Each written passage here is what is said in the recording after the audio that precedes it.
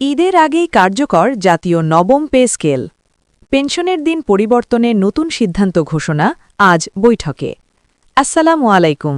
নবম পে স্কেলের খবর সবার আগে দেখতে আমার এই বাংলা স্কেল চ্যানেলটি সাবস্ক্রাইব করে রাখুন, আর ভিডিওতে লাইক না দিয়ে থাকলে একটু লাইক দিন। জাতীয় নবম পে স্কেল অবশেষে ঈদের আগেই কার্যকর হতে যাচ্ছে, এমনই গুরুত্বপূর্ণ ঘোষণা এসেছে আজ রাজধানীর যমুনা ভবনের বৈঠক থেকে। নতুন অর্থমন্ত্রী স্পষ্টভাবে জানিয়েছেন, দীর্ঘদিনের দাবি ও আন্দোলনের প্রেক্ষাপটে সরকার আর বিলম্ব করতে চায় না। সরকারি কর্মকর্তা-কর্মচারীদের বেতন কাঠামো সংস্কারে এবার চূড়ান্ত পদক্ষেপ নেওয়া হচ্ছে। বৈঠক শেষে সাংবাদিকদের ব্রিফিংয়ে তিনি বলেন, ঈদের আগে নবম জাতীয় পে স্কেল কার্যকর করার সব প্রস্তুতি সম্পন্ন করা হচ্ছে। আজকের বৈঠকটি ছিল অত্যন্ত গুরুত্বপূর্ণ। সংশ্লিষ্ট দপ্তরের উচ্চপদস্থ কর্মকর্তারা উপস্থিত ছিলেন এবং অর্থ মন্ত্রণালয়ের বিভিন্ন শাখা থেকে প্রস্তাব ও আর্থিক বিশ্লেষণ উপস্থাপন করা হয়।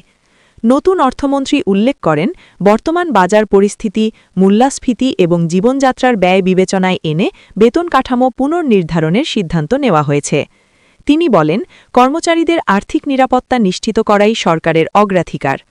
বৈঠকে আলোচনার আরেকটি গুরুত্বপূর্ণ বিষয় ছিল পেনশন কাঠামোর পরিবর্তন। দীর্ঘদিন ধরে পেনশনের অর্থ প্রদান পদ্ধতি, সময়সূচি এবং হিসাব প্রক্রিয়া নিয়ে বিভিন্ন মহলে অসন্তোষ ছিল। এ প্রসঙ্গে অর্থমন্ত্রী জানান, পেনশনভোগীদের সুবিধার্থে নতুন একটি সময়সূচি নির্ধারণ করা হচ্ছে। পেনশন প্রদানের দিন পরিবর্তনের সিদ্ধান্ত নীতিগতভাবে অনুমোদন পেয়েছে।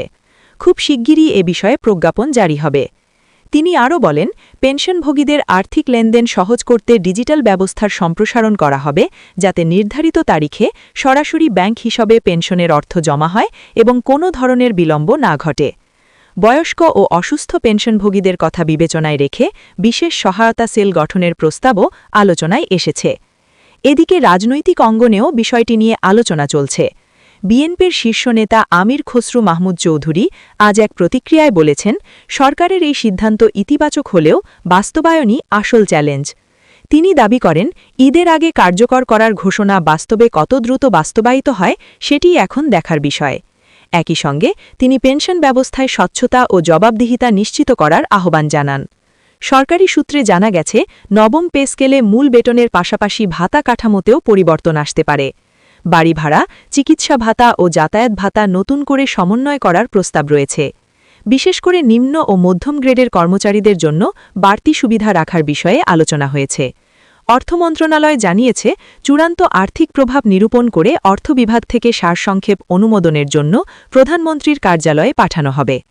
অর্থনৈতিক বিশ্লেষকরা বলছেন, ঈদের আগে পে স্কেল কার্যকর হলে তা বাজারে ইতিবাচক প্রভাব ফেলতে পারে। কেনাকাটা বাড়বে, লেনদেন বাড়বে এবং সামগ্রিক অর্থনীতিতে একটি গতি সঞ্চার হবে।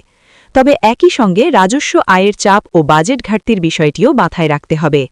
সরকার জানিয়েছে, অতিরিক্ত ব্যয় সামাল দিতে রাজস্ব আহরণ জোরদার করা হবে এবং অপচয় কমাতে কঠোর নজরদারি থাকবে।